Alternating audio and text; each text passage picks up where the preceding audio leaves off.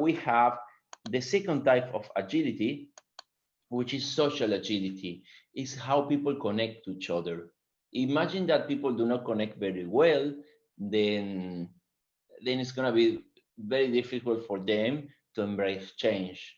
And this is how people connect in a physical or virtual environment. I also talked in my book, and remember, my book first edition was published 3 years ago, and the second edition last year. And I was talking about something which is called recreate the social environment, in order to make sure that we create a virtual environment. Now it's very important with COVID, in order to make sure that people connect well, even if they are remote.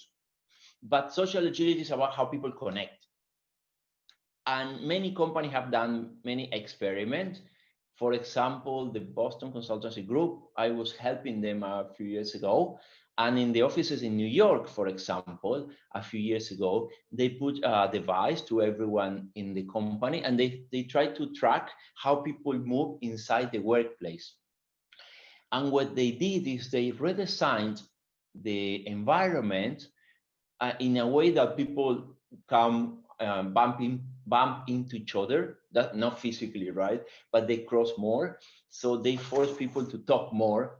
And then when people talk more and then they see how they are moving and they just bump into each other, we have seen that information flows better. So social agility, how people connect. If people don't talk to each other, then even if you are using Scrum or any framework, it's going to be difficult for you to make sure that this change is successful. Then we have outcomes agility, is how good people are at adjusting strategy in the company, the budget, the product. So if imagine the company is going in certain direction and suddenly the company has to switch to a completely different strategy. How people are and how people feel about changing a strategy. Imagine YouTube, the company YouTube. YouTube, many people do not know that YouTube started as a dating website.